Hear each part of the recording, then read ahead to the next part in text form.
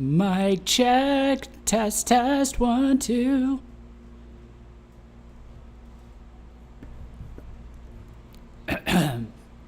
Mic check, okay. test, 1, awesome, 2. Awesome. Sweet. Uh-oh. Mic check, okay. test, 1, awesome, 2. Awesome. Oh, God. Hold on. Sorry. Sweet. Fuck.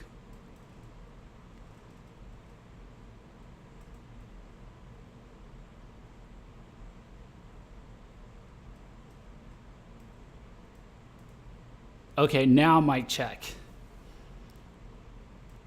Test, 1, 2. No echoes. No echoes allowed.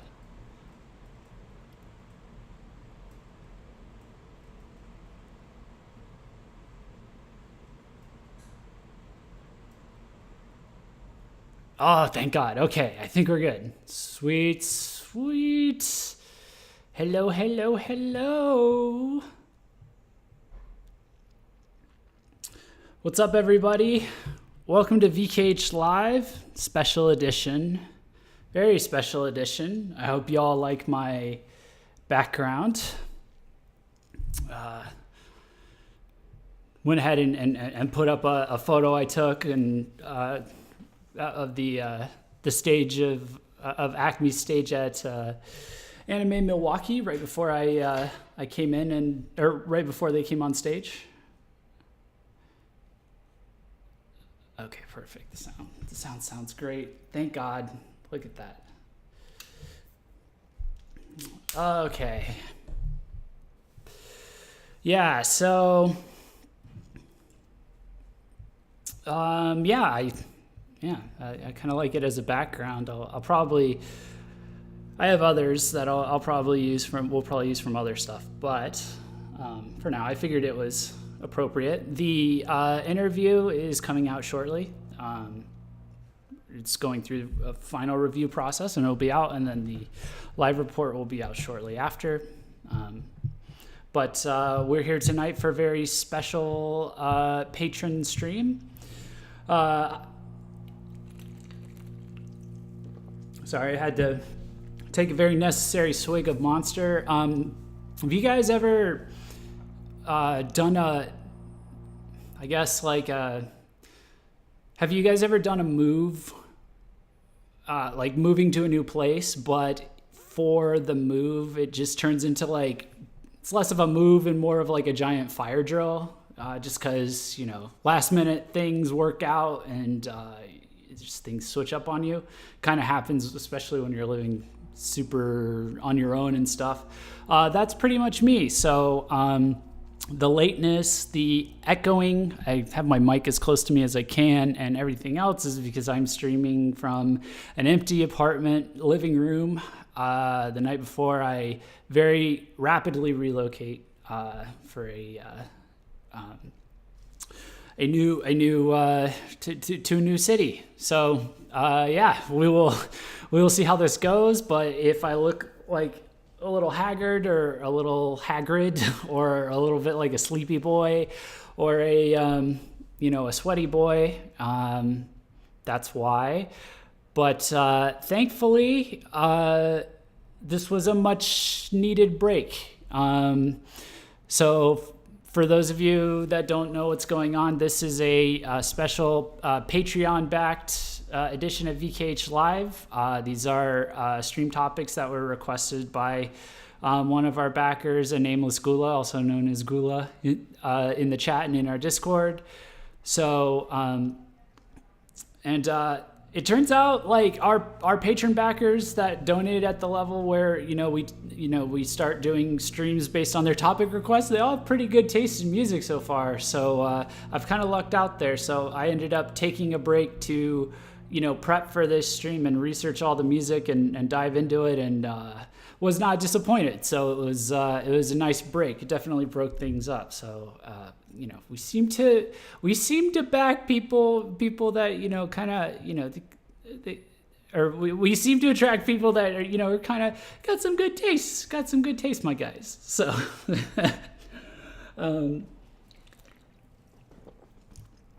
so yeah.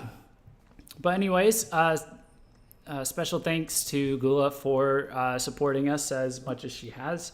Let me go ahead and bring up my little presentation screens and all that. So for anyone who's brand new, this is VKH Live. It's put on by VKH Press. This is our website, vkh-press.com. We do news, reviews, and interviews and all kinds of other stuff, including live streams like these for Visual K and JRock Music. Any of you who are interested in supporting us, we do have a Patreon. That is where this stream is coming from. So we have different tiers. The higher up tiers are the ones where we take stream request topics. But I will just go ahead and shill and plug the Patreon just at all levels, because just even for $1 a month right now, the amount of content that we've started to crank out, it's like all kinds of really dope bonus behind the scenes stuff, things that are cool for people, that are cool to see if you're like interested in like kind of the behind the scenes process of us interacting with, with us being on the scene at, concerts and anime conventions, for example. We have like, we have some, fun outtakes and materials, leading up to the Acme interview article that we're going to put out. We put some of that up, for example, ahead of time. We do all kinds of previews for upcoming projects. We do some early access to like special articles, like reviews we're writing, things like that. So even just for like $1 a month, you get access to a whole bunch of this stuff. Gonna go ahead and just plug it here at the start of the stream, because we've really started to open the valve on the content that we're dumping out there. But again, special thanks to Ghuleh for picking good topics, but also backing us at the $25 level as well. So but yeah, so we're going to be talking about a few different artists today. Now, I went ahead and some of these I was familiar with already. Some of these were on my list. Some of these I had kind of dove into previously and just need to continue. So varying levels of that pretty much.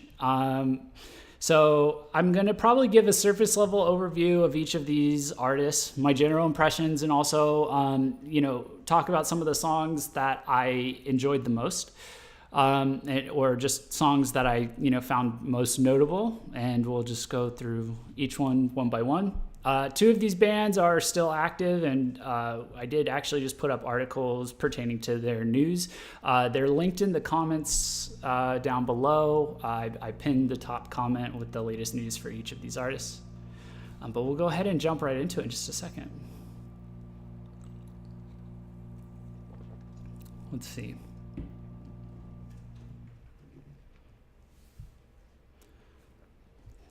Give the man your shekels.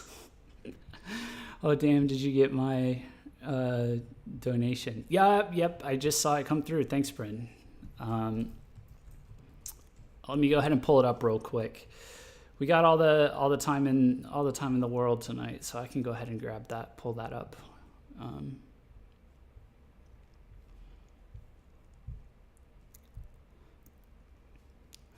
I miss being able to catch, so Bren donated, says, I miss being able to catch these streams. Keep it up. I love them. Also, you, Malipa, are honestly one of my faves right now. Fight me. Yeah, well, hey, man, it's good to have you back. Thanks for donating. Bren's been here, was one of the earliest of the early VKH Live years initially, and then and now he's back for more. And yeah, glad to have you back, buddy. Umalip, I did a stream on them actually in December. I may cut it down to like a shorter video. I'm going to start doing more highlight videos that are like just kind of synopses of certain streams or parts of streams that I thought were relevant. So the Umalip one, if I do that, that'll just be kind of like straight up funny, because it's catchy and the music's catchy and interesting. it's just, I was perpetually weirded out by the vocalist, and I couldn't like keep my composure the entire time. So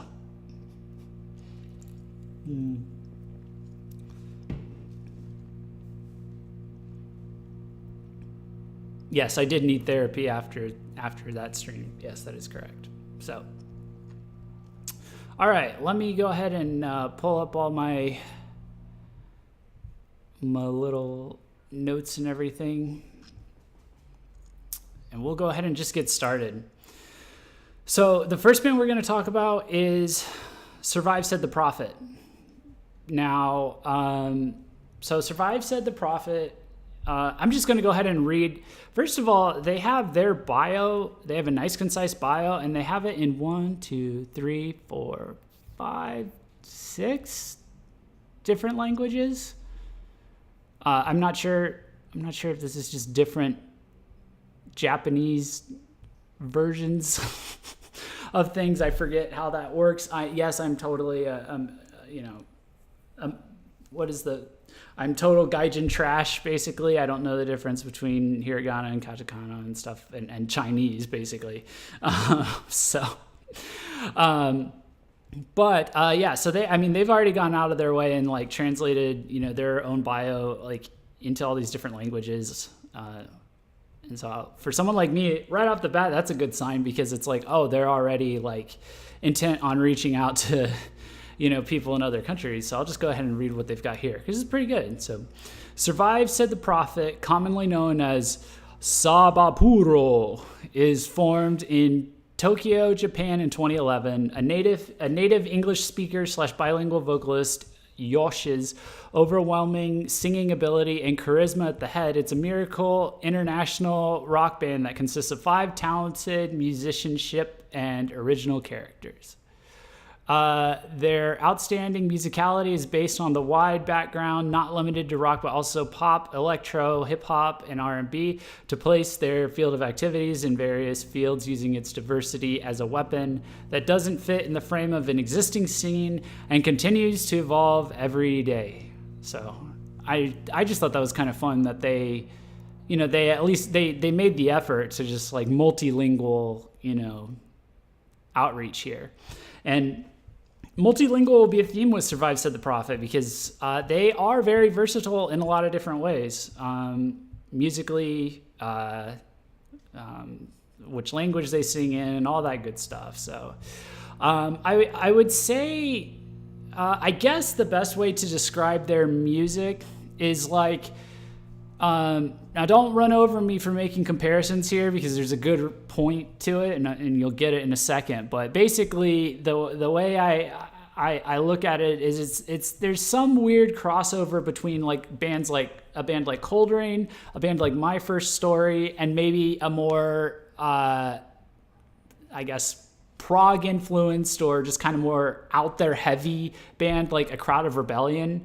So there's a crossover between those three that is, and inside of that, there's like this little sweet spot that Survive Said the Prophet strikes. And for whatever reason, that sweet spot in there, if you can picture like those three sounds and something somewhere in the middle, you have their sound, which actually sounds very much all their own, which was kind of impressive, because I was like, J-rock, J-metal bands, you got to be a little careful these days, because eventually you get to a point where it's like, well, how similar are these bands going to start sounding? But I actually was very pleasantly surprised, because I made a point of listening through, as much of Survive Said the Prophet's music as I could, and I got like a really distinct attitude and flair, even though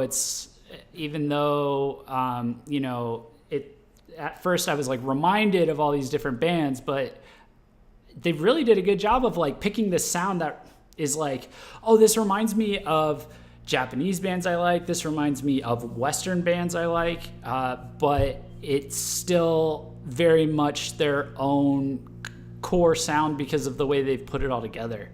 So that's like, that was pretty impressive. It was pretty nice. And I guess what it is that they're kind of hitting is they're basically really going straight for like this this thing that a lot of J-Rock and VK bands are doing, and thankfully they're all kind of doing it in their own unique way, which is basically J-Rock and Visual K bands are in the process of, they're making post-hardcore great again, basically. And what I mean by that is, so for a lot of people who think of post-hardcore bands, you probably think of like Pierce the Veil or Sleeping with Sirens. I'm trying to think of a few others. Those were the two that were around when I paid, a remote amount of attention to the post-hardcore scene, which was largely a Western scene until recently. So a lot of people, I think a criticism that got leveled pretty frequently at the post-hardcore scene in the West was that they all kind of started sounding the same, and that they all started they were like kind of heavy, but then they would all kind of have the same kind of poppy overtones at the same time. And so they all started sounding the same. But what's ironic about that is that if you actually look into what post-hardcore is and like how that genre is defined, it's so broad, it's almost too broad for a genre, and which is ironic because it's basically a subgenre. But basically, post-hardcore is just they take the old hardcore punk style, which is like, that's where that's what people take to, or that's what bands take and fuse with extreme metal to get stuff like metalcore, for example. So it's like mosh pit heavy, but just without the metal, that kind of stuff. And post-hardcore kind of takes that, and then they reintroduce a lot of mainstream sounds and a lot of sounds from genres that are way outside of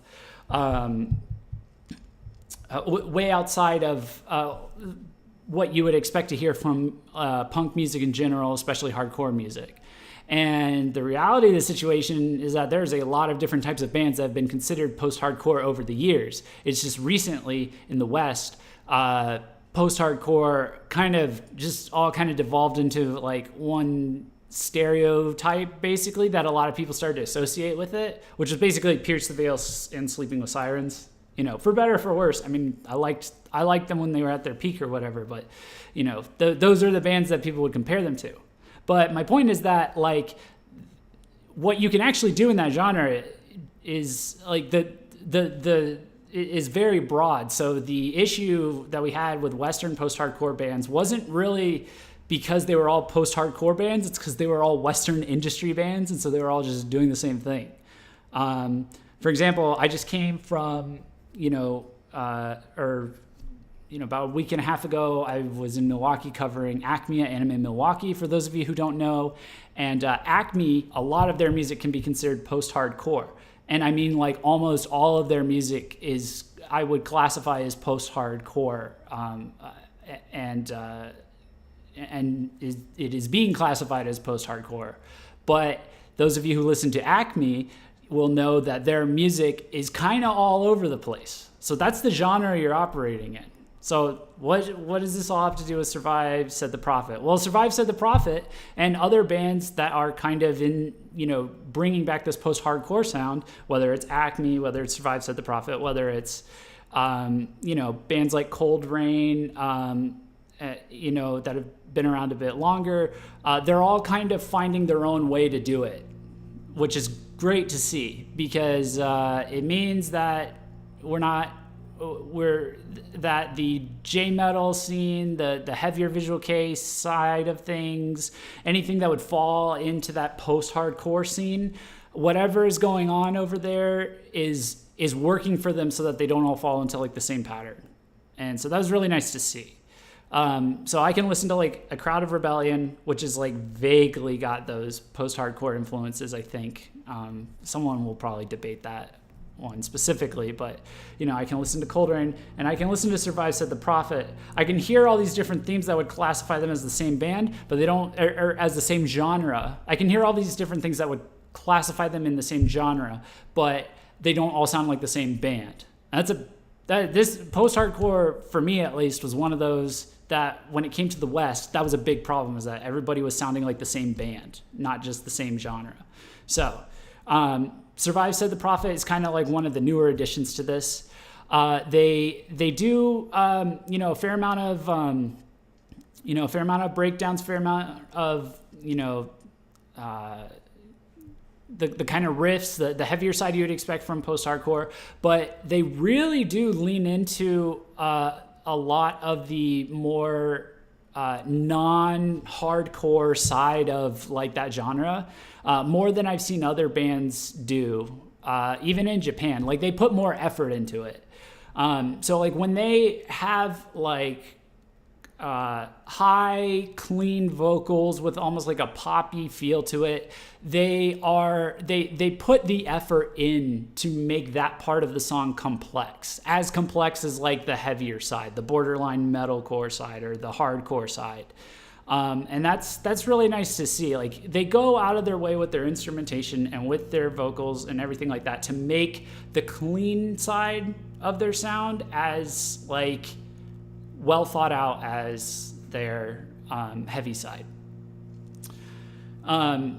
So as a result, it's not just breakdowns with a little bit of like polish or like poppiness thrown in on the top. It really is, things like, I guess like a good example would be that they'll have like heavier songs like Found and Lost that do transition from like, a heavier sound to like a more melodic sound in the chorus. But then if they feel like it, they'll veer off into something like a song like Right and Left, which is it's got a lot of poppier and catchier parts. And they like went out of their way to develop like a catchy guitar hook for like these lighter parts of the song. And then you can just tell they thought it out. The way that they've got like this guitar hook that, that loops, they have like well-placed bass notes. The vocalist is singing in different rhythm patterns that I would associate with different genres like pop or R&B, or even hip hop. And then they still go out of their way to bring in like the louder kind of, harsher, chords and things like that as the song kind of builds back up in intensity. So it's kind of almost an inversion of what you would expect to see from a band like this.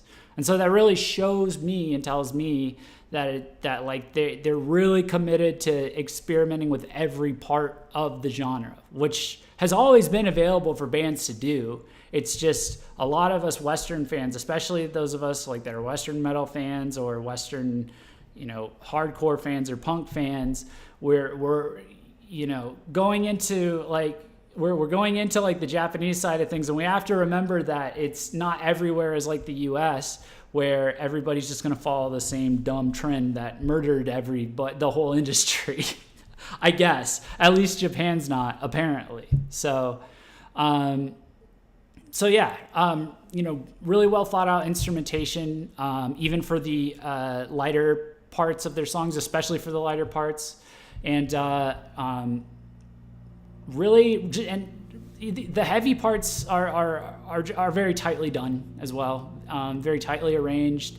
There's a good transition. I think they really push it as far as they absolutely can in terms of like how swiftly or smoothly they can like transition from like a heavier kind of vibe to a lighter kind of vibe, and they kind of pull it off in general for the most part. So I'm still listening through a lot of their music, but the end result of what I've seen, especially from their newer stuff, is that they're able to make this stuff that I can just really like kind of groove to and like get in the zone listening to. It's very easy to listen to, easy to get into, and just kind of just like blaze through an album. But then at the same time, they'll punctuate it with certain memorable songs where they kind of come out of left field and switch up the post-hardcore formula to a certain degree.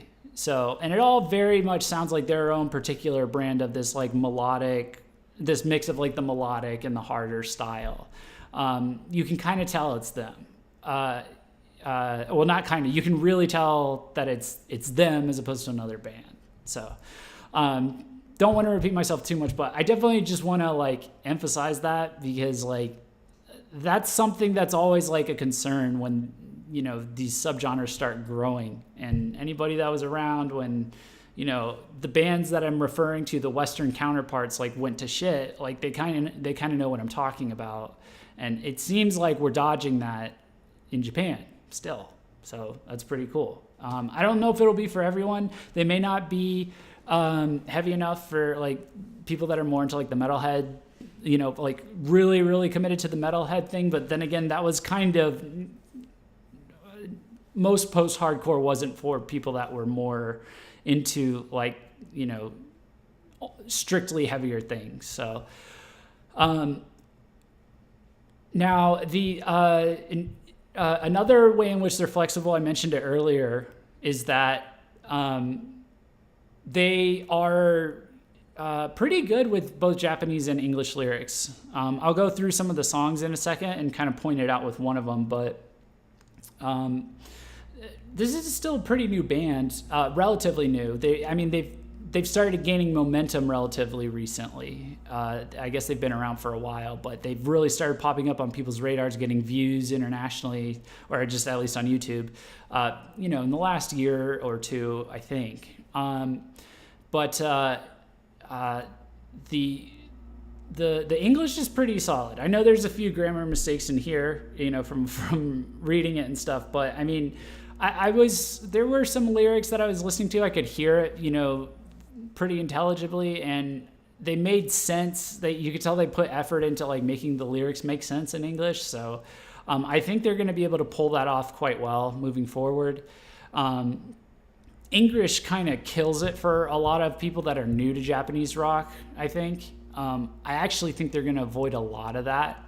So that's always a good thing. As for the PVs, so the PVs, or the music videos themselves, the band themselves, I feel like they're going to be a lot of fun to watch live, just based off of seeing their music videos and some of which are shot, you know, with live footage of the band performing. This band has a lot of energy, a lot of personality, and a lot of style in how they perform, at least in the music video, at least in the live footage that I saw in the music videos as well. I think they're going to do really well live based off of that. But what that means for the music videos is that you can honestly have these music videos that are shot just based around the band kind of performing, rocking out, doing their, you know, their full post-hardcore. I mean, they really bring the rowdy hardcore side to their showmanship. It's just, they've just got style, and, you know, they're pretty smooth about it at the same time. So really, honestly, like a lot of these music videos, I think a fair amount of them are they feature the band themselves, you know, pretty prominently. And it works totally fine. But then at the same time, there's all kinds of, they play around with a few different stylistic, you know, things in various music videos. But my point is that I don't think, honestly, at the end of the day, this band could just like make music videos just kind of like where they're just shooting themselves playing, and they'd be able to pull it off if they can just come up with, you know, creative ways each time to do it. So, you know, solid energy in the visuals, at least on the music side, or on the music video side. So, let's see. In terms of songs that I was listening to, songs that I liked in particular that stood out to me, I liked "Found and Lost," which it was you know, it had a lot of dope melodic metalcore in it. Or parts in it. I would say that they were like melodic metalcore. And then mixed with like these crooning vocals that you would hear from a post-hardcore band, but they were balanced really well, and it was just a very energetic song, and the intensity just never let up. And also the clean vocals are still quite powerful in spite of the fact that they're clean vocals. It's not like they're thrown in there. So I really want to emphasize how organic all this feels. You know, you don't get that too often. A lot of times, you know, various bands in the past in the West that were playing around with this kind of music, you'd get a lot of cringy parts, or you would get occasionally cringy parts of songs and things like that, where the song would almost jump from like one side to another, or like, you know, they would be really good at the heavy side, but like kind of weak on the clean the clean side of things, like the lighter side of things, or vice versa. Like, you know, maybe the singer had like a great clean vocals, but the heavier side, it was like the guitars couldn't keep up and the vocalist's voice couldn't quite like get rough enough, like that kind of a thing. This is really well balanced, and you kind of see that in Found and Lost. Right and Left, I really like. It's very catchy. You know, I get a lot of pop punk kind of influences out of it, like a lot of pop punk vibes. You know, kind of, it reminds me like almost of like the like Sleeping with Sirens as they started to grow up, as they started to kind of evolve a bit more musically, but before they overdid it. Like, it's like at a really good point. And again, it does kind of like switch back into its own like heavy style.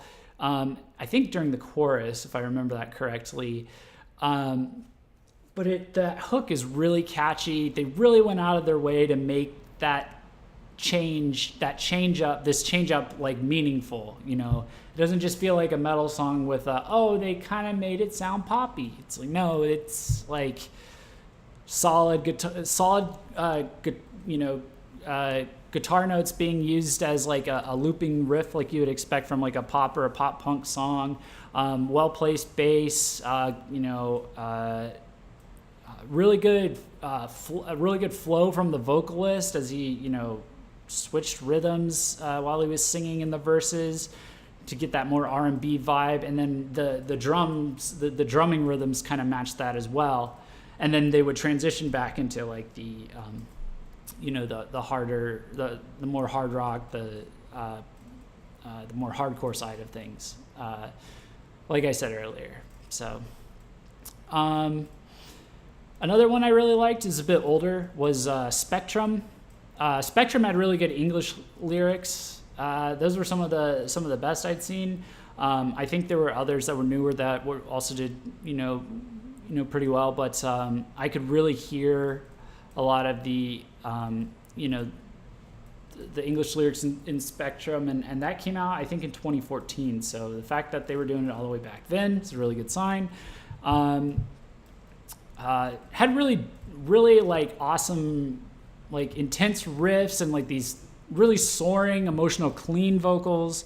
Really gave me a vibe. It reminded me a lot of Amberlin, which is awesome because one of my favorite bands of all time is Amberlin, which was like this, it was a band, they did have like this pop punk or poppier side to them, but then they were also deeply influenced in like this really emotionally driven hardcore, post-hardcore kind of music. Maybe not quite post-hardcore, but so it was, but you would hear it all in the vocalist's clean singing, and that was like what made it.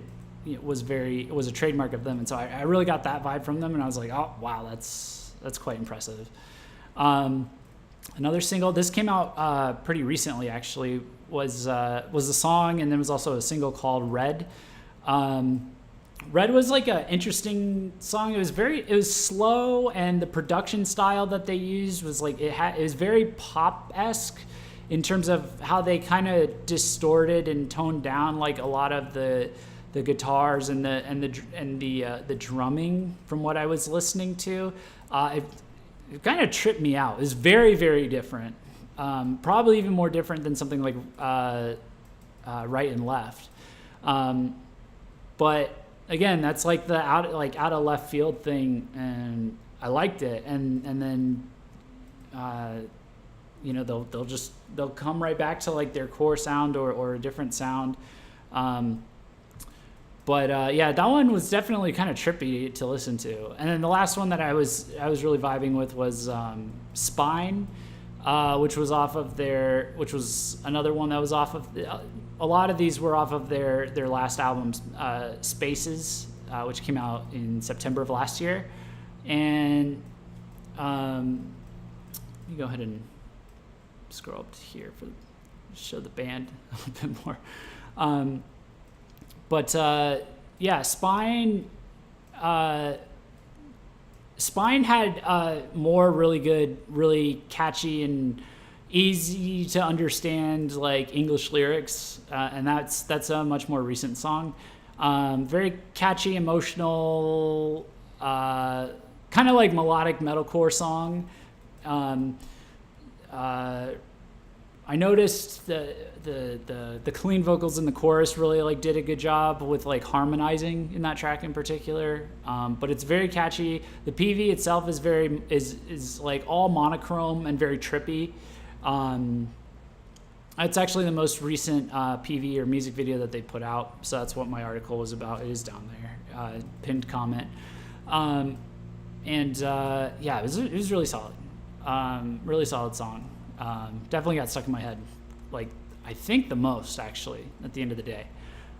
In general though, their most recent album, they've had a couple singles come out since Spaces, which was their most recent album, but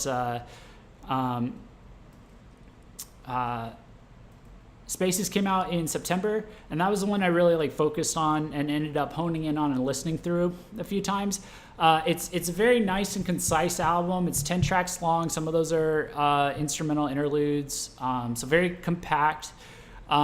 It's very easy to listen to and very easy to vibe to, and it's good for like work music. It's good for like workout music. It's good to it's just really easy to like groove to, I guess. So I would recommend checking it out. All their stuff's up on streaming services. So yeah, I would definitely recommend checking them out.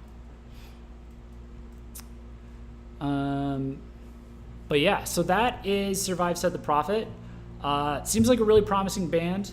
I would definitely recommend checking them out and giving them a listen and seeing what you think. And you guys can let me know what you think if you have heard of it. But yeah, I was pretty down with it. Good to see that. Good to see like Japanese bands continuing to not screw up in the way that we're so used to seeing Western bands screw up. It's a relief to see. So, okay, let's see what chat's up to before I move on to the next one. Let's see.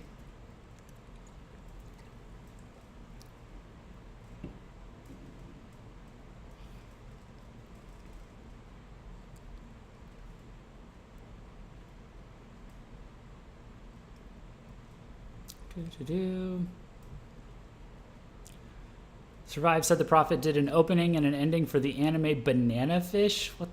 What is that? What kind of an anime is that? I don't know if I want to know. I like some Sleeping with Sirens songs, and I have no shame. Hey, yeah, when they were at their peak, they were really at their peak. It's just I don't know what happened with like the weird retro stuff they've done most recently, but they really kind of. I don't know. Wait, was that Sleeping with Sirens or was that Pierce the Veil? I think it was Pierce the Veil that did that most recently. They did this weird retro thing where they just got really mellow. I felt like they really lost it. It was. I think the last music video I saw by them, they were like performing in a bowling alley, and it was like some goofy kind of theme or whatever, and yeah, it's kind of. If you were there for Attack, then you're a real survivor. Oh man, dude, yeah, don't even get me started. Pretty much.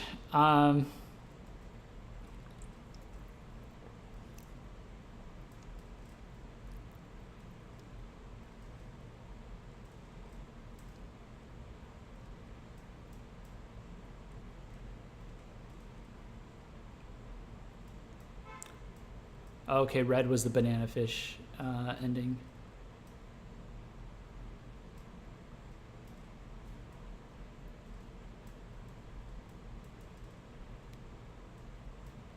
English lyrics are notoriously cringy. The first thing that comes to mind is Virgil Fivefold Envy. Yeah, give me very anxiety. Yeah. Yeah, that was good stuff. And Rip Virgil, they sold out towards the end. Like, what the fuck was that PV where they were in the swimming pool? Tragic. Yeah, that was an interesting one. That was yeah, don't get me started on that PV. There's some awkward stuff in there. It's like, okay, well. But yeah. Okay, cool. Well, let me get set up for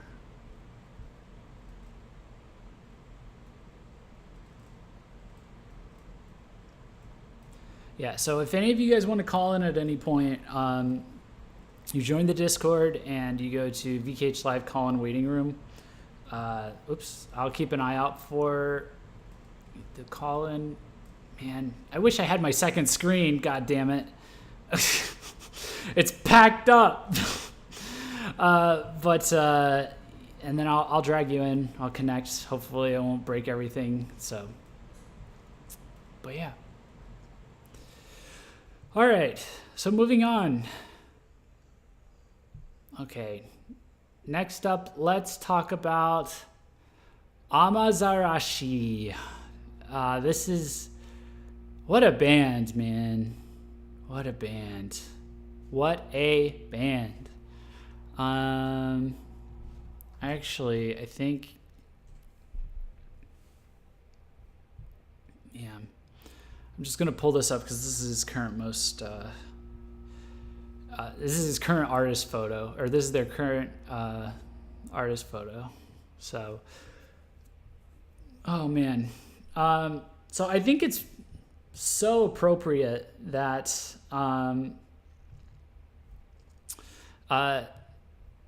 wait, let me scroll down and find it. Oh yeah, okay. Yeah, so amazarashi. So I think it's like beautiful what their name means, because it translates to weather beaten, and I think that's a perfect description of them. I would actually personally describe them as like the ideal, their music is like the ideal rainy day music. I really like it. I like it a lot. It's got this really,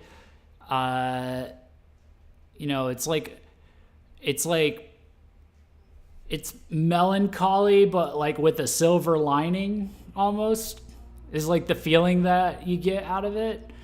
I actually feel like, so this band, Amazarashi, is actually like wildly successful, compared to a lot of, J-rock bands. Their music's used in a lot of different things. I believe in a lot of different franchises.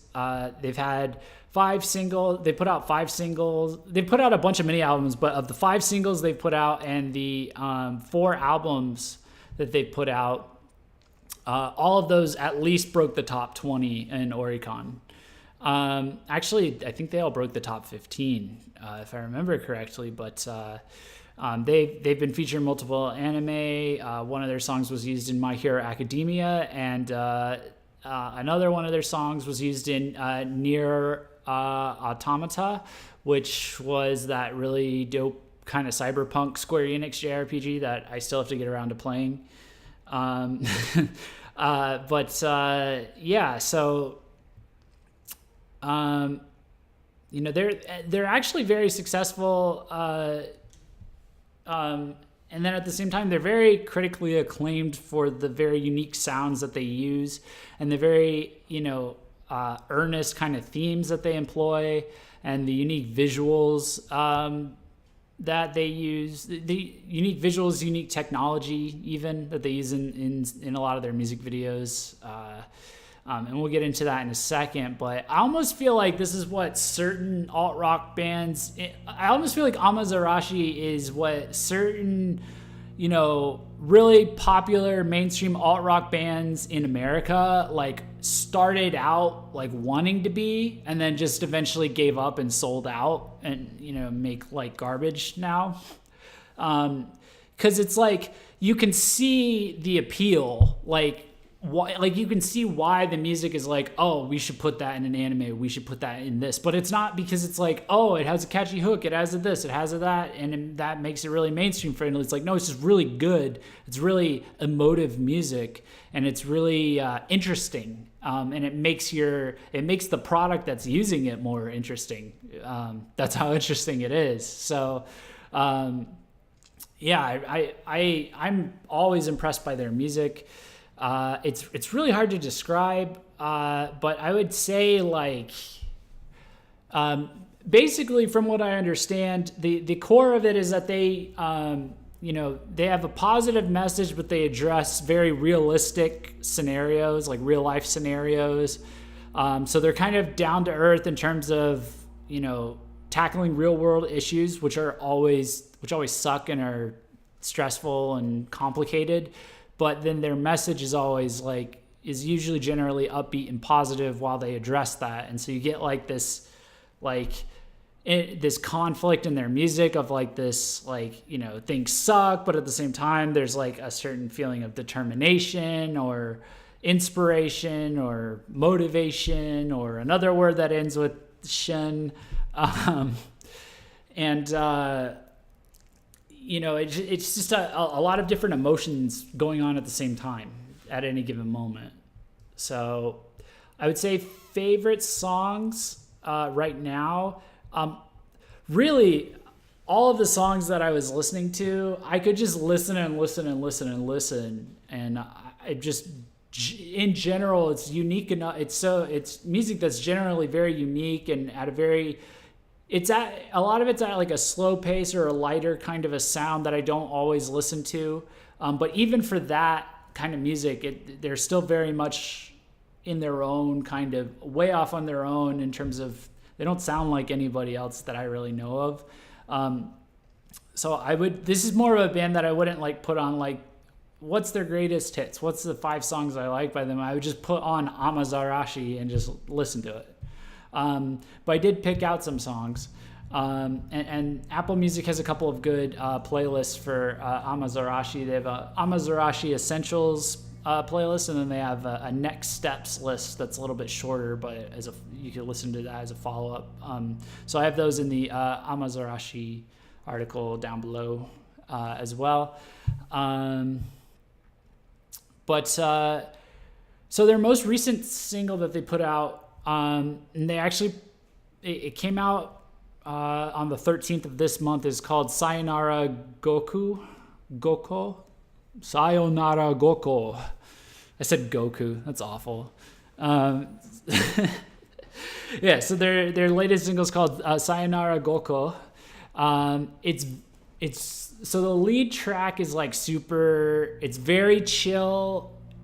It's very chill and relaxed, but at the same time, it's very melancholy. Lots of themes around water. The music video itself is this. It's almost like a watercolor painting on mushrooms in a lot of ways. It starts out as this moving painting, and it's raining everywhere, and then it just kind of the art just kind of collapses in on itself, and all kinds of crazy stuff happens. And that was just in the the PV preview that they put up. I really liked it. I really enjoyed it. I would also say the B-sides are also very interesting because the general vibe and sound of the B-sides on this single it's kind of this really, cool, kind of ambient, kind of atmospheric, kind of aura that's going on from the different sounds that they're mixing together. But then all of the vocals are this spoken word kind of, it's not really rapping, it's literally spoken word vocals that are they really just combined with the the ambient atmosphere kind of thing. Just kind of, it's pretty trippy to listen to, very fresh. I'll just put it that way. It's very fresh. I was very down with both aspects of that, both the A side and then how those 2 B sides ended up. As a side note, I really want to check out the anime that this is being used for. It's called Dororo. So the title track on this single is being used in an anime called Dororo, and apparently it's a I guess there had been like a prior adaptation in the 90s, but basically it came out this year, and it's an adaptation of like a really famous 1960s manga, and it's based off of like I forget what it's called. It's basically like, it looks like Naruto but with like samurais instead of ninjas. I don't know how to describe it. Or Avatar but with samurais instead of ninjas. It's my non-weeb analysis of the anime. But I was looking at the art style. I was like, wow, this looks pretty dope. So I can see why they picked amazarashi for it. Other tracks I like. Let me look at this. I put down a few. So there's a track. Actually, let me look this up so I can make sure I have. I want to be able to say the.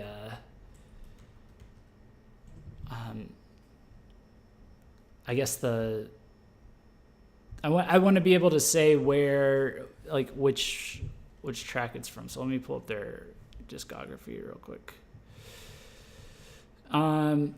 So there's a song off their 2017 album called Message Bottle, and it's called Natsu wo Mate Imashita. And that's track 3 for those of you that couldn't understand that. And it's very catchy, light rock, has very lilting verses, shorts, it has a short chorus, but it's like notably like more impactful. But all throughout it, especially in the hooks and in the chorus, there's like this cool layering of like synth notes and piano notes together on top of like, these like lingering played out guitar notes. And they just do these cool, like, just, mixing of instruments like that, and then the way they mix and master them, and then the way they distort them individually even before that, like they're doing some really smart stuff with all their music. So another one I really liked is, let's pull this one up. Okay, another one I liked is also off of Message Bottle. Is Message Bottle I see. Message Bottle, I think, is a compilation album. My bad. So, let's see. Oh, okay, so Natsu wo Mate Imashita is from back in 2015 off of, unless this is another compilation album. Oh, I see. All right, yeah. Natsu wo Mate Imashita is from 2010 mini album. Damn, okay. Yeah, so Natsu wo Mate Imashita is from their 2010 mini album, Bakudan no Sukurikata. Bakudan no Sukurikata. Low anime voice. It always helps me. So yeah, and then Speed to Masatsu. Speed to Masatsu is from, well, it was a single in 2015, but then it was also on their 2016 album, Sekai Shusoku 2116. Anyways, Speed to Masatsu is it's a bit louder and swifter than a lot of their other music, and I liked it because it kind of stood out, broke up the pace of the other music that the other songs from them that I just heard, and made really nice use of the raw electric guitar notes that were, that they employed there. Quite raw. But then they were very nicely mixed in with string instruments and piano. And then it was backed by pretty much, I think it was almost entirely backed by like drum and bass. And it was like very like tight, precise, drum and bass that was not excessive at all. And that was a really cool track to hear. And then another one I liked was Seizen Setsu. Let's see. And so that one would be, that's another older one, I suppose. I guess I like their older stuff. And their newer stuff, apparently. I like their older stuff and then their newer stuff. So that's from their 2013 album or mini album, Ne Mama Anata no Yutori. Sorry, guys, I'm going to butcher some of these. But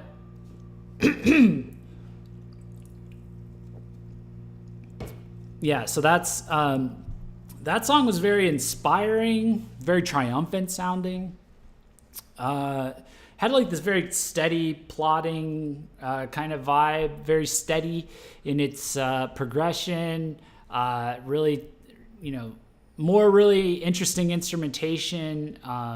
Nice harmonization with the vocals. But yeah, the way they were using just guitar and bass and piano, and then with the vocal distortion even a little bit on that track was very, very fresh.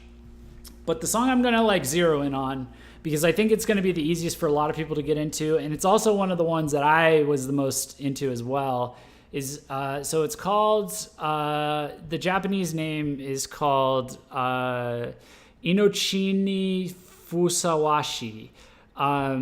The English name for it, or at least the name that's used on YouTube, is it's called Deserving of Life. So if you look up Amazarashi Deserving of Life, you'll get a music video from Square Enix's YouTube channel. They partnered with, Square Enix partnered with Amazarashi and made a Nier Automata themed music video for this song, which was used, I believe, in the DLC, some of the initial DLC for Nier Automata, like the DLC story and everything like that.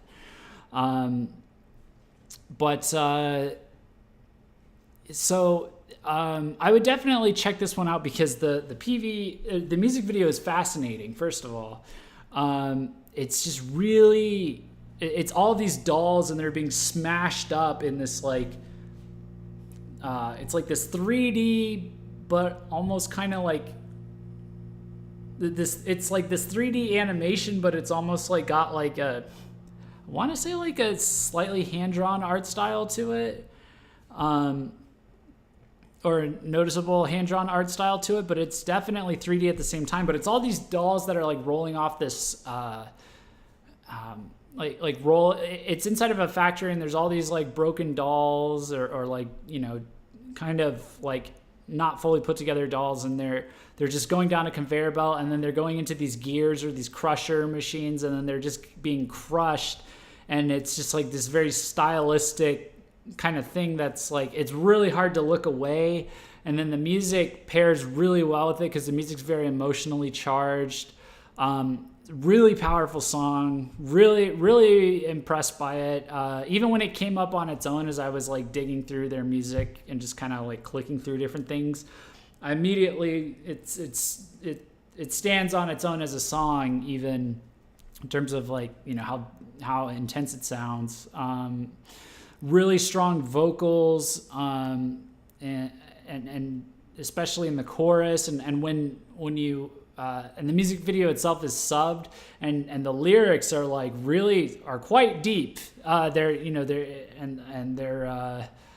it all kind of like plays together, and you just kind of have a moment, and you're just like, geez, man, while you're watching it. It's very good. Basically, from what I understood from the lyrics, it's the song's talking about having the willingness to do what you have to do in order to like protect people you love, or the things you love, or to like accomplish your dreams, but at the same time acknowledging like the cost of that, and what you're going to have to go through in order to actually do that, and not just say it as a platitude, and how that's going to change you and potentially break you in a lot of different ways. That was really like the main theme of the lyrics, they're talking about like it's worth destroying. Like there's a part in the chorus where he says it's worth destroying the world for the warmth I seek. And then as it goes on, it's kind of like a lot of metaphors that are kind of alluding to like the regret that comes with like having that level of determination. Then there's like this repeated part that says like, if only we didn't have a heart. So it's like he's kind of conflicted and struggling with doing what he has to do. And I got to say, I relate to that on a like 10 different levels personally. So for me, that was really interesting. If you've ever like gone through like a really intense time and just had to make some really tough calls of like, I got to do this. It's going to wreck me in a certain way. It's going to hurt me because I'm going to lose certain people or certain things, or I'm going to have to give up something in order to get something else. And who knows if it's even the right move, or if it's good for me overall, or good, it's like the perfect kind of theme for people that are very sick of like very pedantic platitudes of be yourself and, all that bullshit, I feel like people should shake off in like 5 seconds, but people have not done that. But so basically like it's very relatable. I would say for a lot of people, it kind of describes a lot of feelings that aren't the easiest to describe or talk about. So, I would definitely recommend checking that out. That is quite the experience, watching that, reading the lyrics, listening to the music. It's all very intense. So again, that's going to be, Deserving of Life, and it's on Square Enix's channel. Awesome TV. But yeah, all of their music has been, that I've heard so far, is so solid. It's unique, it's fresh. I really have enjoyed what I've heard so far. I had started to get into amazarashi, but hadn't had a chance to really just kind of sit there and like soak it up. And I was able to do that this afternoon, so I was glad I got to do that. I'll probably be listening to them a lot more. Really enjoyed their stuff.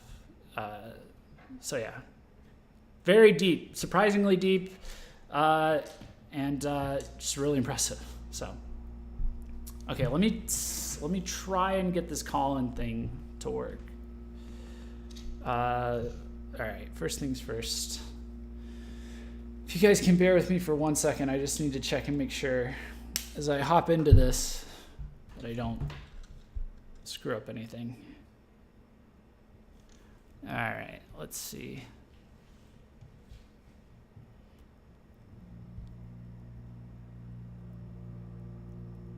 Now, if I jump into here like this, test, 1, 2, 3, did that screw up anything? Let's see.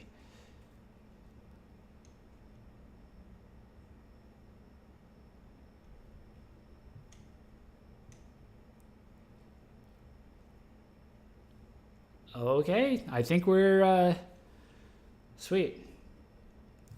All right, and now the next part. I will go ahead and I'll grab. Brent, I'm grabbing and dragging you in. This is your fair warning.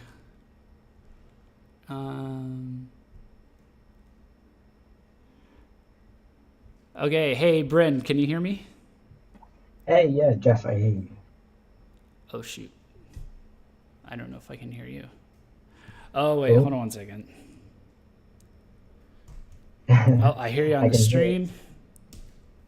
Yeah, I can hear I can hear two of you, Jeff. Let's see.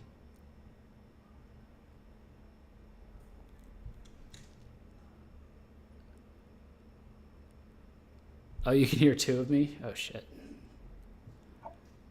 God damn it. Let's see.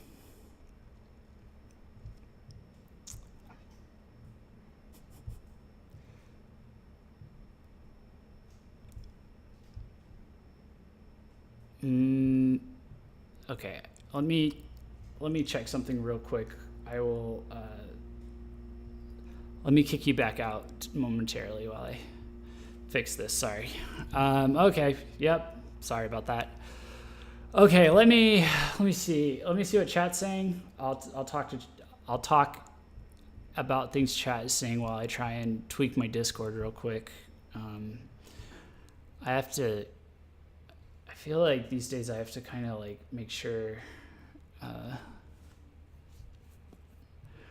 my Discord settings never like completely change. I feel like they change every time I go and like change stuff. So input.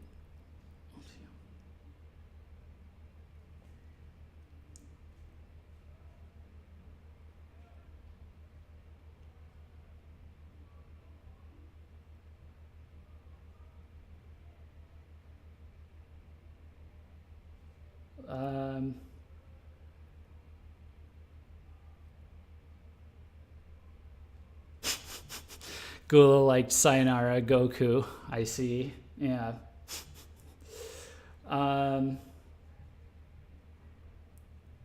Let's hear you say properly. Nope. Probably never gonna happen. The PV makes sense once you do the DLC and know the story behind it. Interesting. If you read the story behind the PV, based around a robot called Plato 1728, then watch the PV. Well, I don't want to spoil Nier for myself just yet, because I do plan on playing it actually. Let's see. Was I able to fix this dumbness yet?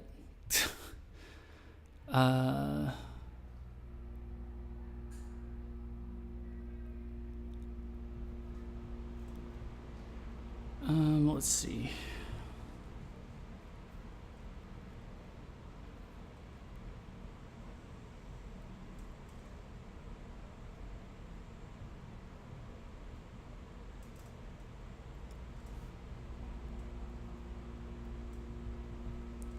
If I do...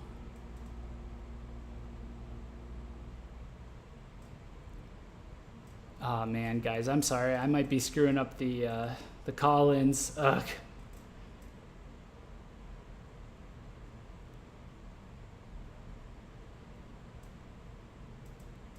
What you mean when you bring back VKH Breakdown and Yoshiki drops the Extra Pan album? Because right now we have the Holy Trinity of Myths. Yeah, okay. All right. Yeah, just you wait until I blow your goddamn mind with what we're bringing back. It's like, that's the thing, man. Yoshiki's promising an album. I'm like promising a goddamn magnum opus, okay? I'm promising like a 3 CD concept album, you know, with visual component and like a world tour in every country all over the world. All right? So don't even make that silly comparison. Don't you worry, it's coming. But by the way, most likely what I'll do is play it on my personal channel, just to make sure that I do get to Nier faster. And in that case, it would probably be able to happen a lot sooner for stuff like tangentially related stuff. So I'll have more of an announcement about how specifically we're handling that. But my personal YouTube channel is up and it's in the description. But I have decided I'm going to use it for a lot of things that are going to be kind of like fun things for fun things. So I think if we do Let's Plays or anything like that, it's going to be over there on my personal stuff and not on the actual VKH stuff. But yeah. You still need to beat Yakuza 0. Yeah, I'm going to continue Yakuza 0 over there as well. Well, I mean, continue, but I started it with the Patron only streams, but I'll probably start it over when I do it there. But yeah, let's see.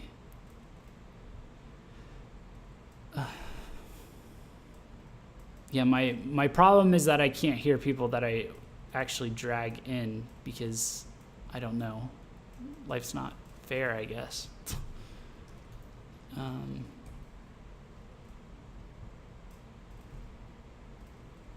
Oh, wait. Oh, wait. Wait. I think I know what's wrong.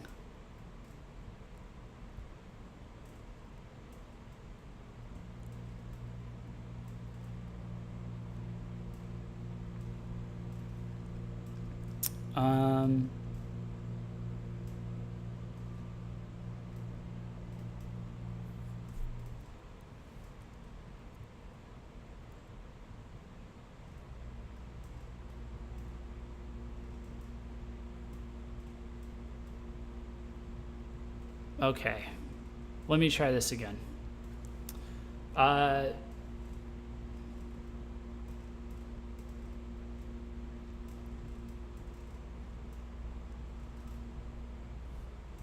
First of all, let me mute myself and just check this. See, again, okay, I can now hear that. Okay, I should be able to get this going. All right, let me pull Visual Grim in. Let me see if I can try this with you. Yeah, normally I have all this set up, but moving day kind of wrecks everything, unfortunately. Hey, Visual Grim, can you hear me? Yes, I do. Oh, awesome. Okay, what's up, man? You're on VKH Live.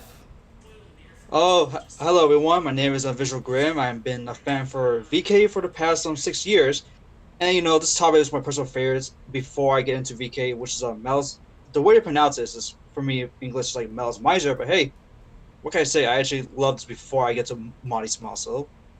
But we're not here to talk about that. We're here to talk about MALICE MIZER.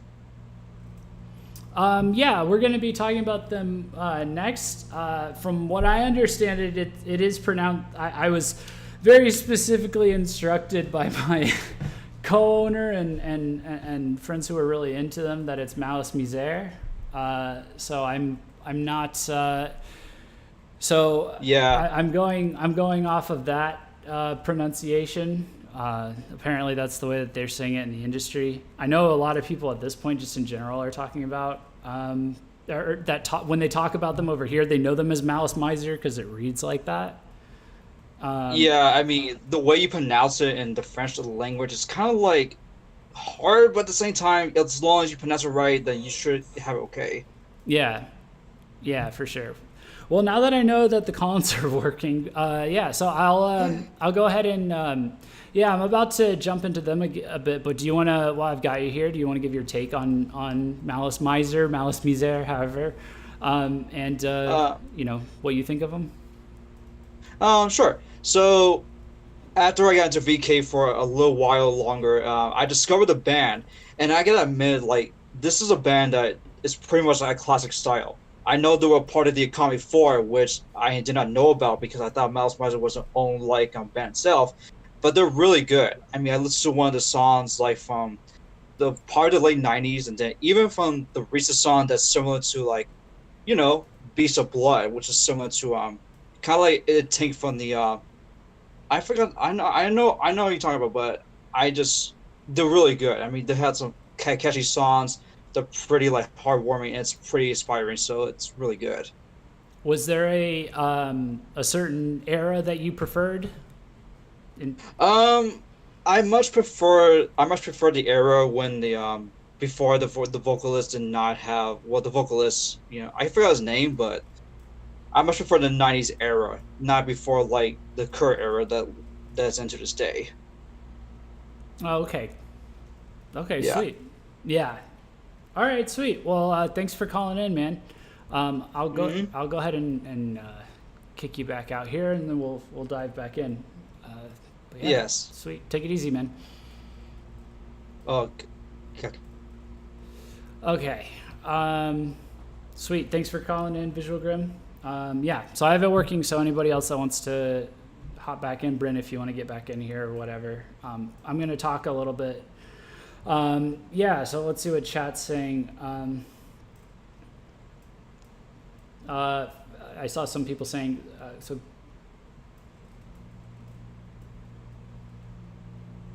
oh, Ghuleh's just, I thought Ghuleh was picking her favorite one, but she's just listing them out because there's the Gakt era, there's the Klaha era, and the Tetsu era, yes. So, yeah, so let me go ahead and get into this. All right, so I'm going to do my best here, but I really do want to hear from you guys, both in chat and if you guys want to call in for this. So I did research, and yes, I did get someone else to tell me how to pronounce it, so I'm going with MALICE MIZER for now, MALICE MIZER, MALICE MIZER, either one, but I'm going to go with MALICE MIZER. So I did research them as best as I can, but I will say that just as a preface, so you guys don't kill me too hard, so this is not my wheelhouse specifically, for a couple of reasons. First of all, it's older music, what we have referred to in the past as Boomer K, and you know, I don't mind older Visual K music at all, or anything like that. It's just I rarely get around to listening to any of it, and I usually, actually, I mean, honestly, there's a lot that I don't really prefer.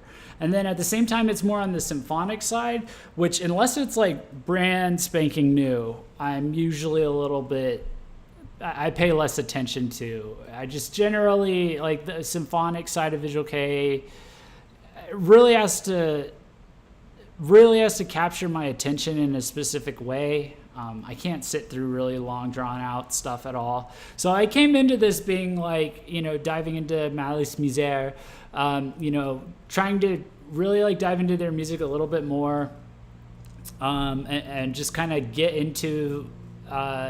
an understanding of at least a couple of the different phases a little bit more. So I'm going to do my best. And I actually came away with, like, I was in much more familiar territory than I ever expected to be in, actually. So it worked out fine. But I'm just prefacing that right now so that if, you know, if I don't have the hottest, spiciest of takes for this particular band in the stream, like, you know, I'm doing my best because this is like, a lot of it's going to be like brand new. I don't know why I'm like laying I'm not even going to say anything anymore, because the more I set it up like this, the more it's like people are going to be like, oh no, this is going to bomb. But no, it's not. So I guess the biggest thing about MALICE MIZER is that they have multiple eras, as we mentioned earlier. Just for anyone who's watching along and isn't sure what we were talking about. MALICE MIZER is, now I have like their history here. I guess I can just kind of scroll through the different images, but this is the band that more or less launched the careers of Gakt, of Mana, and of Cozy. So this is where they all kind of came from. So Mana went on to form Moi,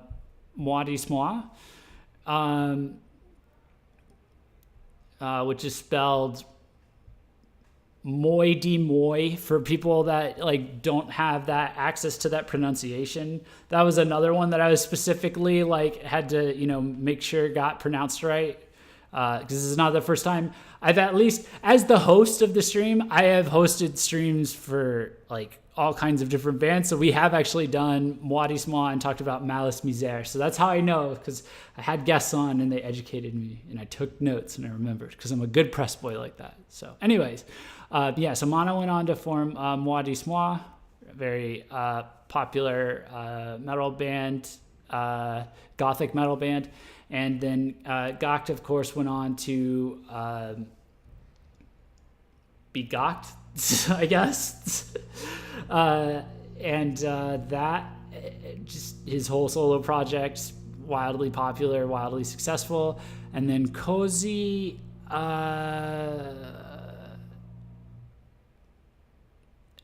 Did he have like a really big thing after that? I'm the least familiar with Cozy, but I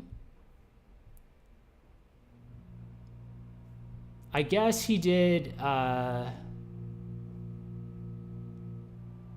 He's done a few different projects. It's not mainly Eve of Destiny and Ziz, I guess.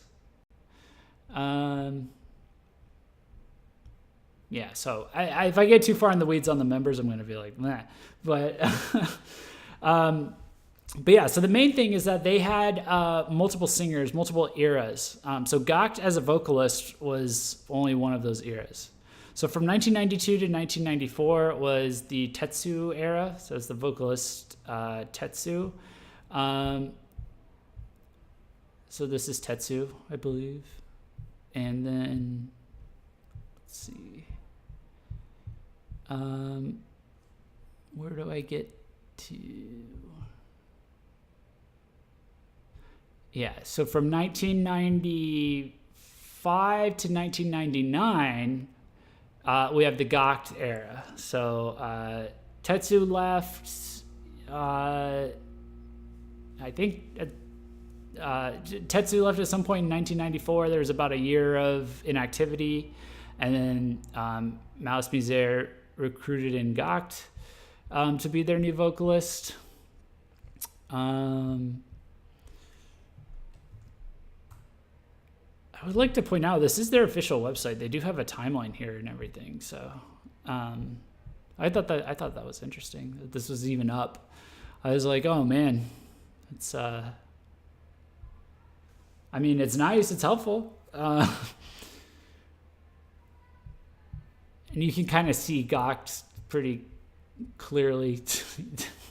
It's so weird seeing him like in like, if for those of you like me that first knew Gakt as a solo project, as a solo artist from his solo work, that's how a lot of people found him. It kind of feels like he's like time traveled back into like these old pictures and stuff like that. But yeah, here we are. And then, wait, what year are we at? 1998. Yeah, this is like one of their more famous pictures. And then,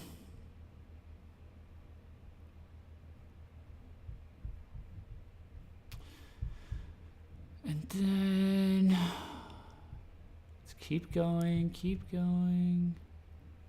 Is this? Oh, wait.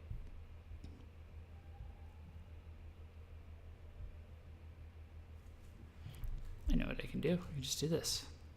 Yep. All right. So now we're at, yeah, I was pretty much there. So then in 2000, from 2000 to 2001, excuse me, was the Klaha area. So Gakt had left, and then Klaha came on. So where are we at? Yeah. This is Klaha. Klaha.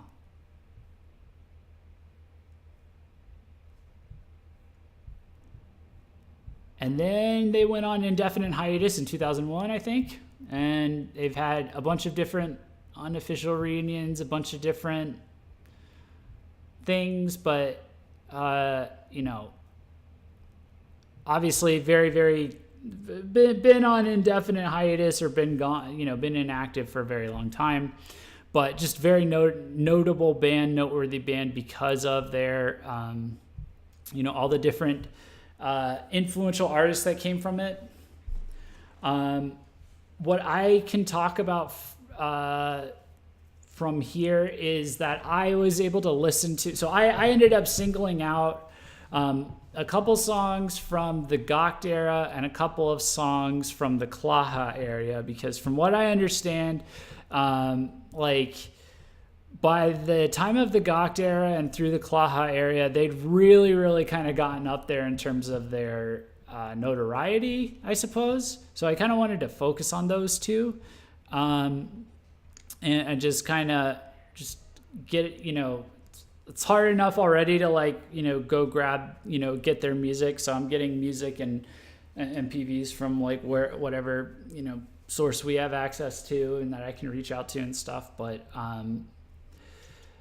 so I got a couple from the Gokht era and a couple from the Klaha area. Let me check chat. Let me see how I'm doing. How's chat doing? How am I doing? Malice Mizer is the OG.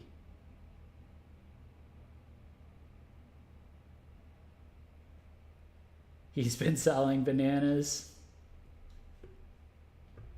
Oh, Gokht, yeah. So Ghuleh says, I don't really like Gokht these days, but Gokht era is my shit. For Malice Mizer.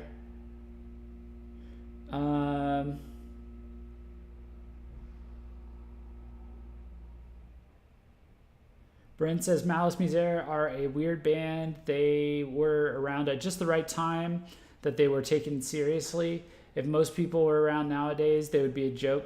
If they were around nowadays, they would be a joke to most people. Yeah, I mean, that's how I feel about most old bands. So it's actually especially true from what I understand and from what I know about VK bands in the 90s.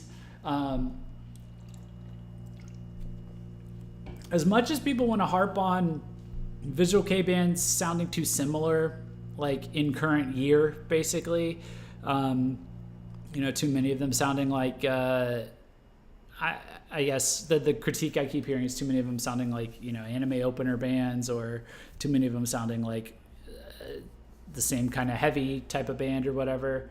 And yeah, that's always going to be a problem to a certain degree.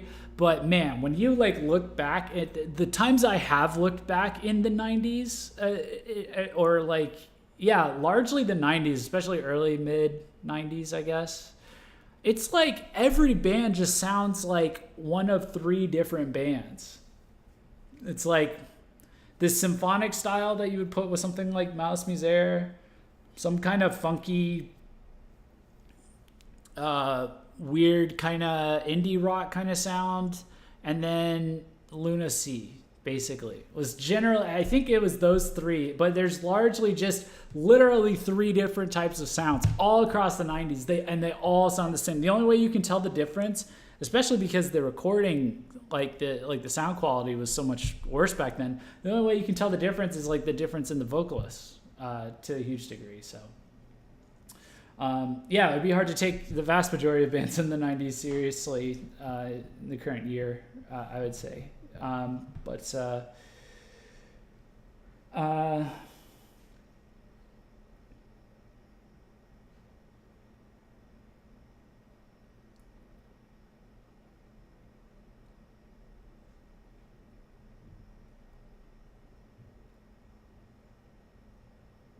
Watashi wa Javier Betancourt Desu says, Muad'Dib is my second favorite. I love them a lot as well. I need to get Winona to get me into Muad'Dib.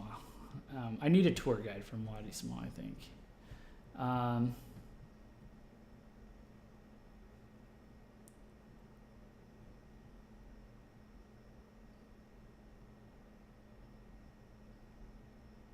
Deep Sanctuary 6 just happened in September 2018. You can find the audio only live, but the quality was a little fishy. But it's still awesome. Malice Mizer 25th anniversary. Interesting. Yeah. I'll have to look into that.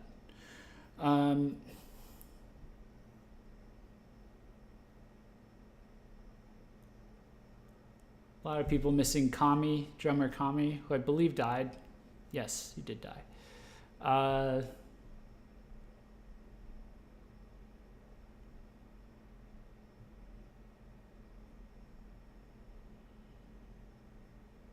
Yeah, so very interesting history member-wise, for sure. Now, what I'm going to focus on, because it's what I do, is the music side of it and comparing, contrasting, that kind of stuff. Okay,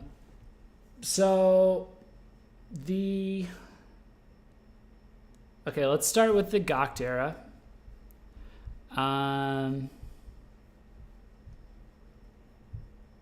wonder if I can find it in here.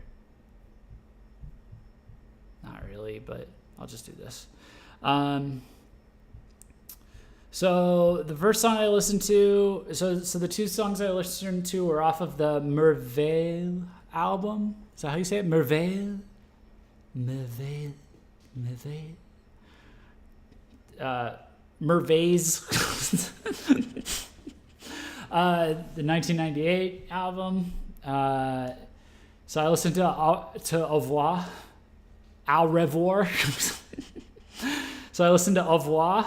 And I was actually really surprised by, you could tell it's an older song, obviously. These are all older songs, but it's a very lilting, catchy beat. It felt very gocked. Like, I can see where he got, like, the ballad, the ballad, what do you call it? I can see where ballad gax came from, basically. Because it was definitely there in Au revoir. Really nice violin in it. Was surprised at how the pacing was able to keep me hooked in spite of the fact that it was a lighter song. Just like the beat, and it was very kind of focused in the arrangement. So I thought it was good. I thought it was very solid. It did feel like quintessential Gox. Like, I'm like, oh, this makes a lot of sense. Yeah.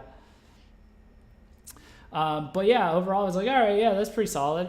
The other track I listened to that was off that album was Illuminati. And that's like this super bouncy, catchy, gothic techno pop song. And that was just like Gax hyper intensifies. Like, I was like, oh my God, it all came, I see it, this doesn't shock me at all, but my God, like, this is so obscenely Gax, it's ridiculous. Like, just the music video, the song itself, it's so, like, I can see where Ghost came from later in his solo project, and like the pop side of things, and like, is and the video itself is wild as fuck. Like, there's blood and bondage everywhere, like a typical Tuesday night is usually, but it was all over the place in terms of, like, because I guess it's like late 90s, and then it's like a weird wild twist on goth culture, I guess, with a symphonic overtone, but not really. And then it's all in Japan. So it felt like I was looking at a time capsule, but like a 20-year-old time capsule, but from another dimension. So, like, from another reality. So it's like, oh, this is 1990 from the Zeta dimension, like, of Earth. Like, it was very bizarre, coming out of nowhere for me. I didn't expect that to be a song, to be a thing. But then again, I'm like, well, wait a minute. Gocked. It was Gocked. Gocked was intensifying there. Why am I surprised at all? So that was interesting. So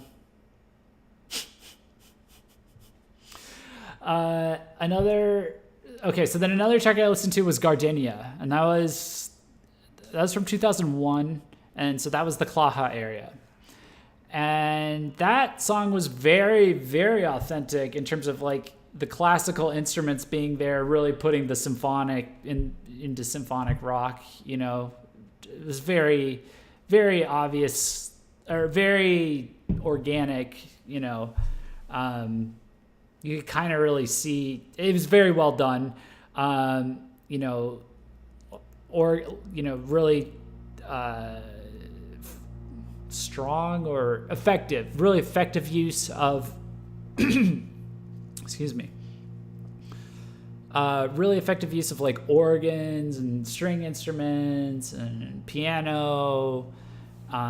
Very romantic, really had a strong romantic personality to it. I think that's missing from a lot of symphonic visual kei these days.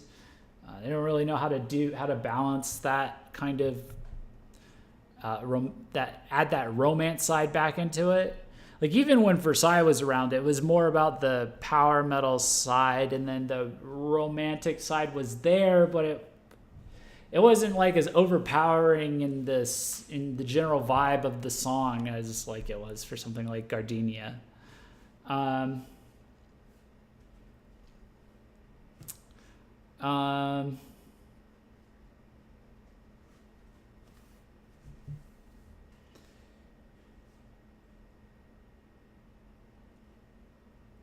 If that's your Tuesday night, I don't want to know what your weekends are like. I mean, it's not my Tuesday night, but I do work in the visual kei industry, which is also adjacent to the anime industry and various other interesting industries. So I'm around a lot of characters. Okay, so the average consensus of what a Tuesday night is probably wildly different from, say, if I was working in, well, say my other job where I'm working in the tech industry. Very different kind of Tuesday night. Oh man. D Infernal came first, then Nocturnal Opera was second, with the first vocalist being Juka, second vocalist being Seth for second era after Juka, Toru Kazuno left, so on.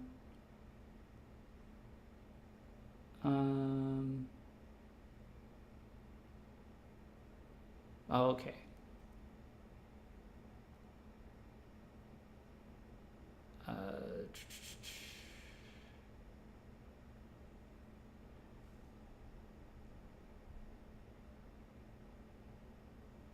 Gardenia, I think, was their second to last single. It seemed like a mix of their old mix of their old stuff with a gothic twist. Illuminati was catchy and trippy. Yeah, I will say it was definitely catchy for sure. It just caught me way off guard. I was like, oh shit, this explains so much about Gox. He had a whole band to practice this on. The last track I was going to talk about was Beast of Blood. Was the one I listened to for the first time, also in 2001, I think. So also during the Klaha era. That one, obviously, anyone who's watched that music video or heard the song, it's, noticeably more gothic, kind of darker, more ominous. It's not like, I was going to say heavier, but it's like usually when I say it, I'm like describing like breakdowns and crazy stuff like that. I never get that crazy, but it's, it's moodier. It's got this nice rapid drumming for sure. Catchy, kind of distorted singing that goes from like low to high. Excuse me. So nice, kind of like moody, kind of heavier, gothic sound. Definitely kept you. It sounds primitive compared to like all the stuff we're spoiled with today, but given with what they're working with, at the time and kind of what they're all about in general, it's not like they were like, leaning into the heaviest of the heavy and things like that. It made sense for them to keep like that nice solid pacing that they seem to be quite good at. So yeah, I thought that one was pretty decent as well. So I'll say as a conclusion to it that if I was going to objectively look at like so again, for anyone who came in late, like, so this was me like kind of diving into MALICE MIZER. I barely listened to them a bit before. I just normally don't do older music, and I just never get around to it usually. So I'm coming in fresh on a lot of this. So I sampled a bit of from the Gakt era and a bit from the Klaha era. And so I would say technically, I think in terms of like the actual voice, I think I would find Gakt to be the preferable singer. But I feel like the songs that I did hear, even the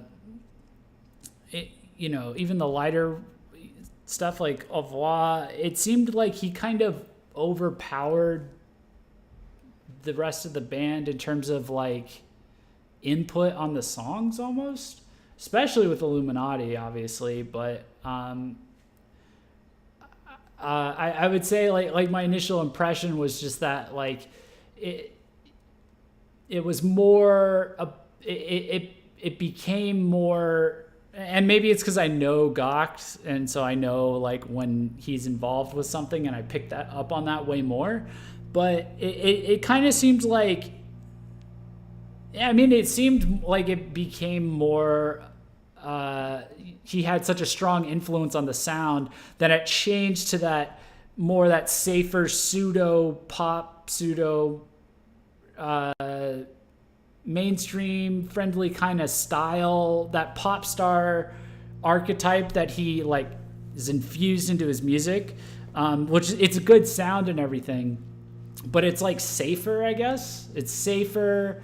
It's less, way less risks need to be taken compared to like the Klaha era, at least what I heard. I feel like they took more risks, both with the, just with how they were, I guess, writing songs and what kinds of styles they were tackling. I understand that like even like obviously Illuminati and Au revoir are very different, and that's from the Gakt era, but it seemed like very safe changes that they were making, like. Whereas like I'm listening to Gardenia and I'm like, oh, that's very. It was like, man, they went out of their way to make sure those classical instruments like sounded quite effective. And then I'm listening to Beast of Blood and I'm like, oh, like they went out of their way to make this little, as moody as possible, but without changing the actual genre of their own sound. So I think it's just two completely different preferences it would depend on. But I can really see how it really felt to me like Gakt like drastically altered the identity of the band more so than Klaha. Like Klaha, I couldn't necessarily pick out like what was like, it didn't feel like it was like, oh, this new singer came along and now like there's all these massively drastic changes. It just felt like 5 members experimenting with something. And so that may be because I'm less familiar with Klaha than I am with Gakt. But man, the Gakt ones, it really felt like, there's like a big shift, big shifts and stuff like that. I enjoyed both. So it comes down to preference, I think. It's just one of them was catchier and more in your face, I guess, or more direct in like the kind of music that they did, which would be Gakt. And then the other one was more subtle in their experimentation and maybe less catchy, but more attention paid to other areas of the song, I guess. That would be my best bet of describing it, I would say. So I will keep listening to Malice Mizer because it is interesting. It's just it has been so long that like, I would be like, oh, well, there's all these other different bands now that it's like they're making all kinds of different other symphonic music now that I could just listen to instead. But it's like, well, really, there's not actually. The symphonic side of Visual K kind of died really fast. So there's a few specific, indie artists that I'm holding out for releases for that I know are going to be good. or there's other ones that I guess like would have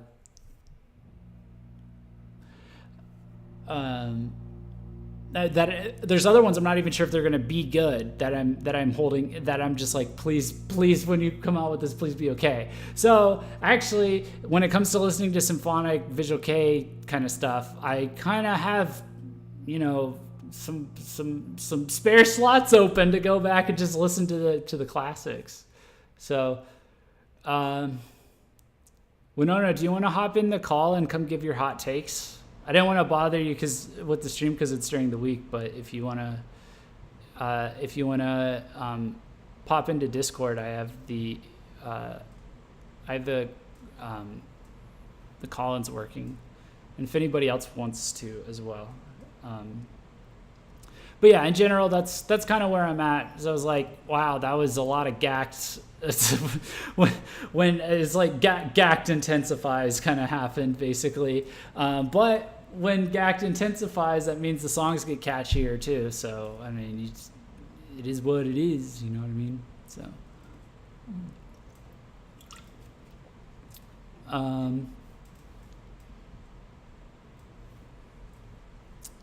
let me see. So yeah, I guess it's all about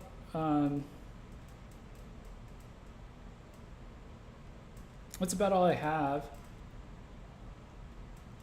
I would say for that. Is Winona in the chat still?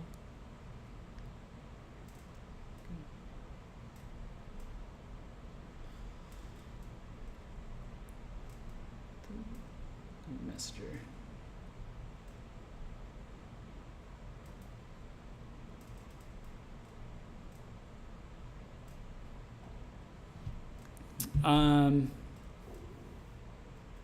Let's see.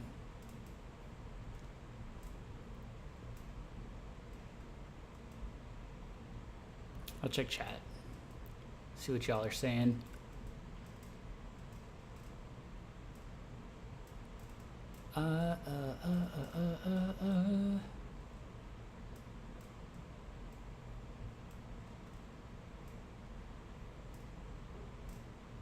Let's pay respects to Kami, the eternal blood relative of Malice Mizer. Aw.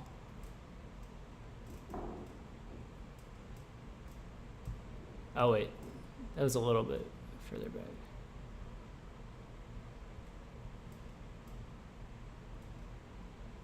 A lot of love for Kami. Feel free to press a F in the chat for Kami.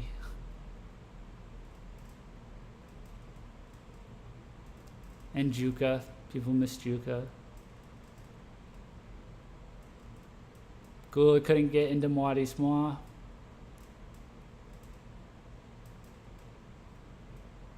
Bryn says, Beast of Blood even seems to be popular with people into Western Goth. And then also, choosing a best era is impossible for superfans like me. It just depends on what kind of mood you're in. Yeah, I figured it wouldn't be like a super hot point of contention or anything like that.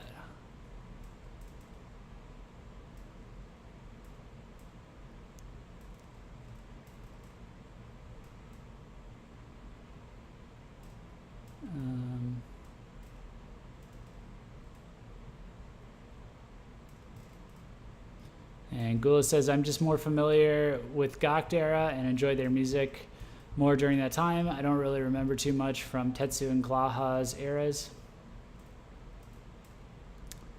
They were also in a time of mourning too with, oh, this is from KireX. They also were in a time of mourning too with Glaha, so I think that's a big part of the stylistic change. Oh, okay.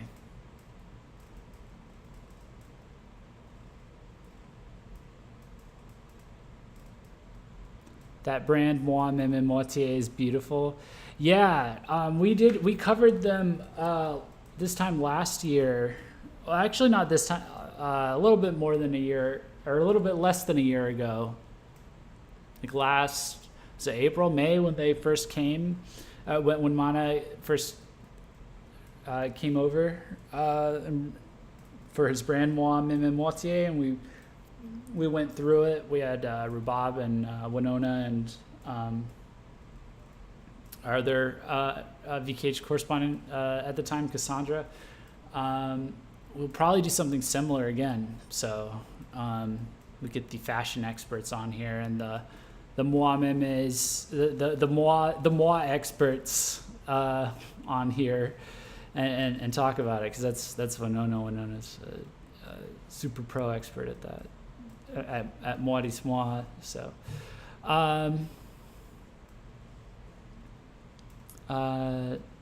And Miyashia says, Malice Mizer was my beginning. Without them, I wouldn't be here. Aw, that's nice. All right, cool.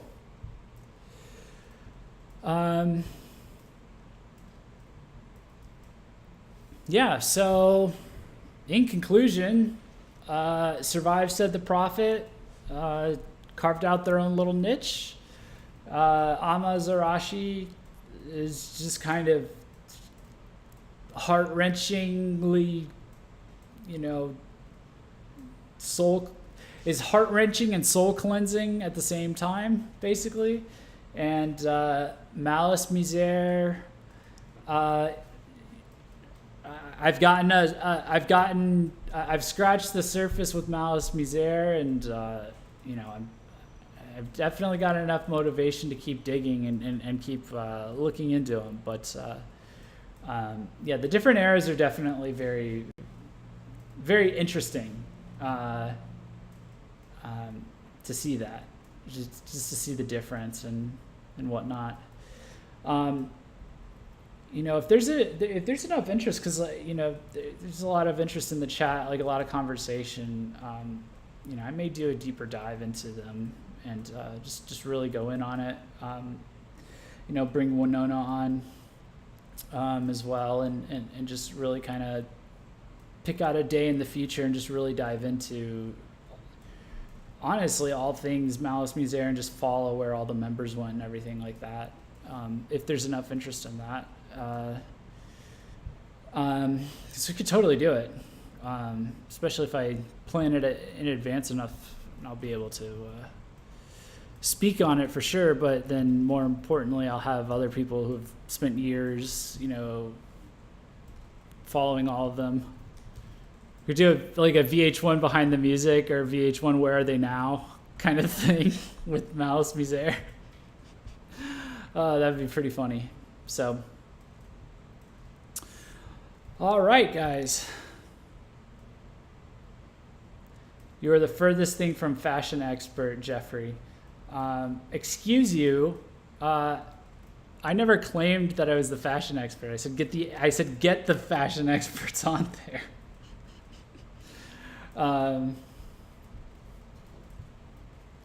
And just because I don't feel the need to dress up and impress you doesn't mean that I don't know fashion. It just means I am perpetually being destroyed by life and don't mind showing up a little disheveled. But you watch. I'm gonna show up with like a goddamn cape like this one day.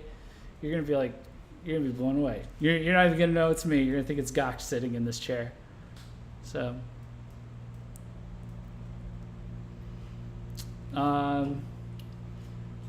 But yeah. Well, I think with that, we'll go ahead and I'll go ahead and end the stream. Thank you very much again to Ghuleh for supporting us and supporting the website, making great suggestions over on our Patreon.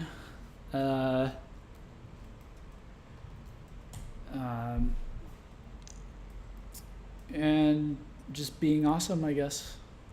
I'm not good at thanking people, but thank you. Appreciate you. Appreciate y'all. Patreon.com/VKHpress for anyone else who wants to support. Anyone who missed at the beginning, just $1 a month even. You can get all kinds of dope behind the scenes stuff. Oh, cool. Patreon's down for maintenance. Wow. Okay. Bad time to chill, I guess. Okay. Cool, Patreon. That's cool.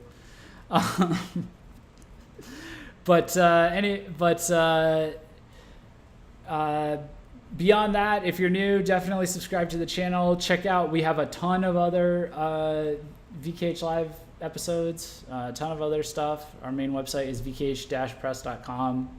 And we try and do these every Saturday at 8 p.m. And then we have bonus ones occasionally like this one during the week. So, but as for the future, I will make sure to keep you guys posted. I've got to go finish this move now, of course. Just get ready to do my whole little fire drill and just completely relocate real fast. So hopefully next time I'm streaming, it'll be in a place with better lighting, and will all be sorted out. But thanks to everyone for watching. And yes, perpetually being destroyed by life, big mood, says Ghuleh. Yes, always big mood. It's the eternal mood. So but yeah, thanks to everyone for watching, and I will see you guys on the next one, which is hopefully Saturday. So peace out.